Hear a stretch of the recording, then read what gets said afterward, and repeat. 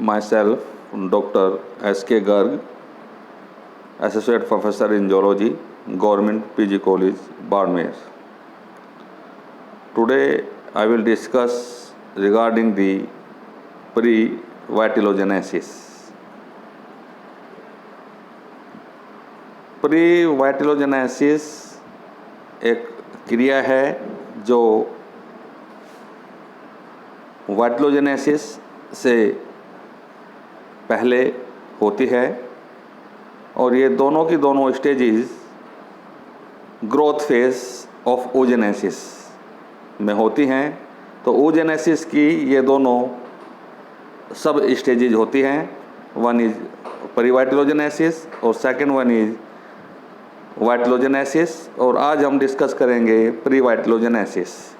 तो यहाँ पर मैं थोड़ा आपको ये और डिस्कस कर लेते हैं कि जो ग्रोथ फेज है, growth phase of the oogenesis and the growth phase of the spermatogenesis both are different. तो growth phase of oogenesis is a very long process and very complicated. तो so we will discuss here. तो previtellogenesis में निम्न stages, निम्न क्रियाएं होती हैं। First of all, enhancement in the nuclear material, nuclear material में एनहेंसमेंट होना, और number 2 growth of cytoplasmic substances, cytoplasmic substances में वृद्धि होना। तो first of all we will discuss regarding the enhancement in the nuclear material. Nuclear material में मतलब the material which is found inside the nucleus, that is called nuclear material. उसमें lamp brush chromosomes, informosomes और nucleolus के बारे में अपन discuss करेंगे। तो सबसे पहले अपन डिस्कस कर रहे हैं enhancement in the nuclear material. Nuclear material में क्या होता है? The size of the nucleus increases considerably due to the increase of the nucleic acid and production of nuclear sap. The nucleus enter to the prophase first of meiosis first. जैसे कि हम जानते हैं meiosis 2 cycles में होता है, meiosis first and meiosis second division. हम maturation first and maturation second division भी कहते हैं। और मियोसिस फर्स्ट की जो प्रोफेज फर्स्ट है, that is a very complicated process. तो लैम्प ब्रश जो होता है ये प्रोफेज फर्स्ट में होता है। तो इसमें डिस्कस करते हैं lamp brush chromosomes in the large yolky eggs, reptiles, birds and bony fishes. ये इनका जो एग्स होते हैं उनमें योक की मात्रा ज़्यादा होती है। The chromosomes of oocytes increased greatly in length and develop long side loops. So the loops looks like the bristles of the lamp brush. So the chromosomes are called as lamp brush chromosomes. Lamp का जो brush होता है उसके जैसे वो दिखने लगते हैं, इसलिए इनको लैम्प ब्रश क्रोमोसोम्स कहते हैं। Lamp brush chromosomes can be seen with the naked eye. Naked eye का मतलब without any instruments we can सी।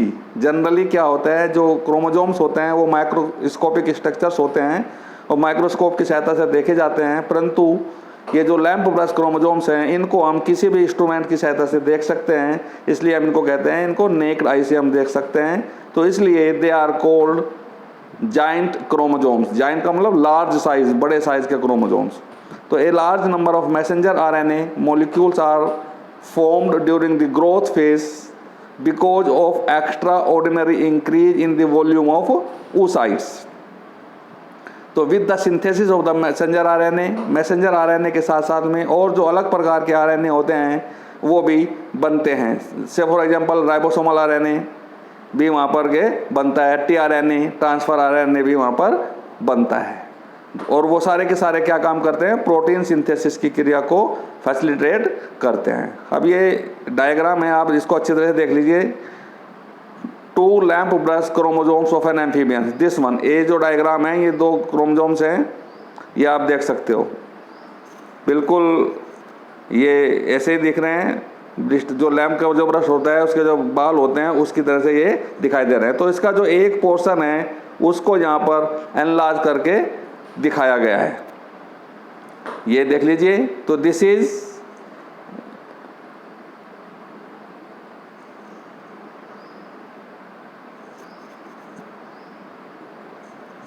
ये क्रोमोसोम एक्सिस है, दिस इज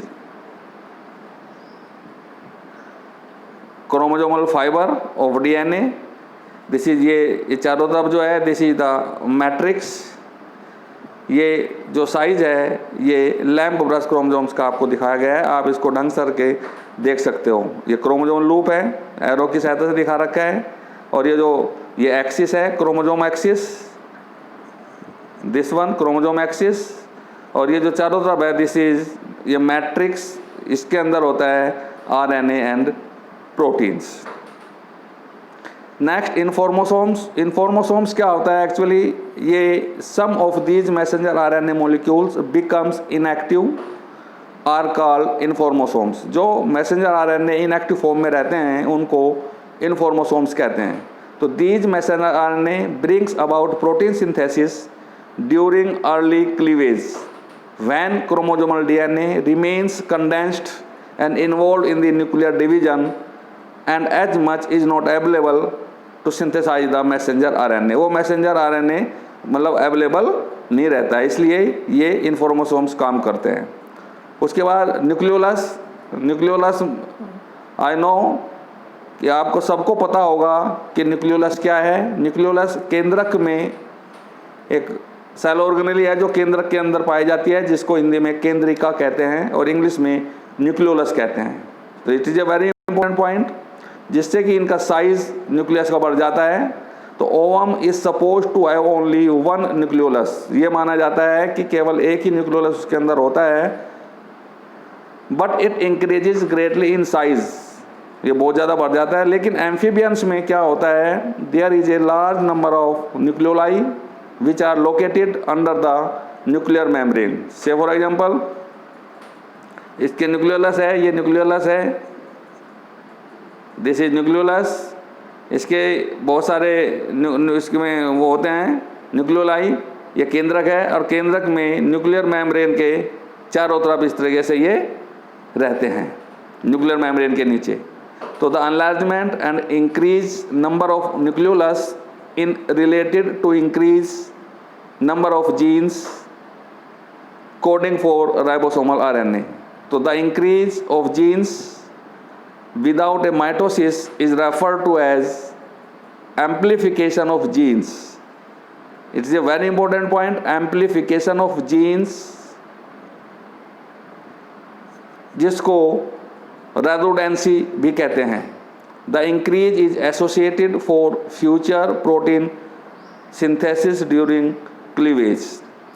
और मैंने आपको बताया था रेडोडेंसी क्या होता है, it is the existence of multiple genes in the genome of an organism that perform the same function, और इसको कहते हैं रेडोडेंसी।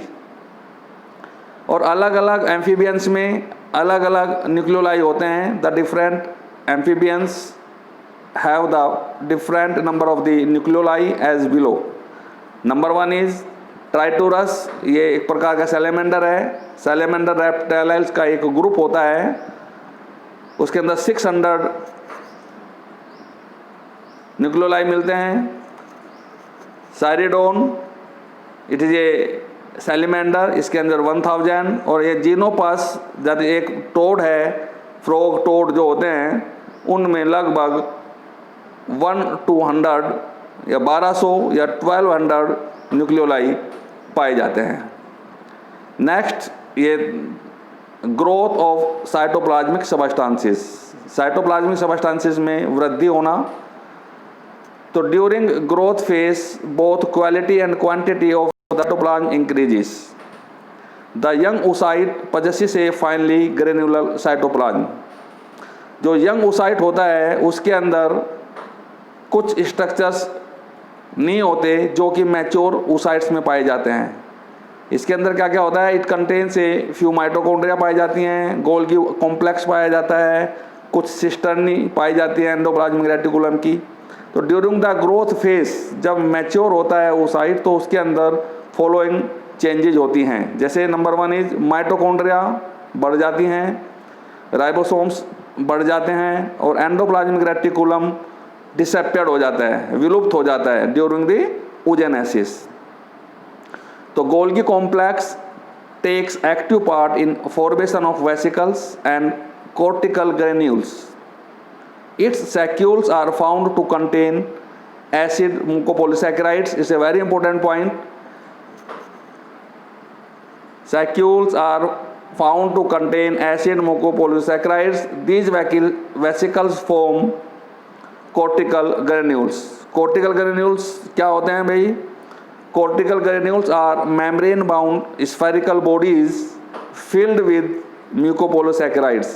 Such granules play an important role in the fertilization process. So this is all about the pre-vitellogenesis, और in the next video I will discuss regarding the vitellogenesis. Vitellogenesis भी बहुत ही important topic है जो exam में पूछा जाता है, उसके ऊपर short notes वगैरह आते हैं। तो this is finished now. Thank you very much.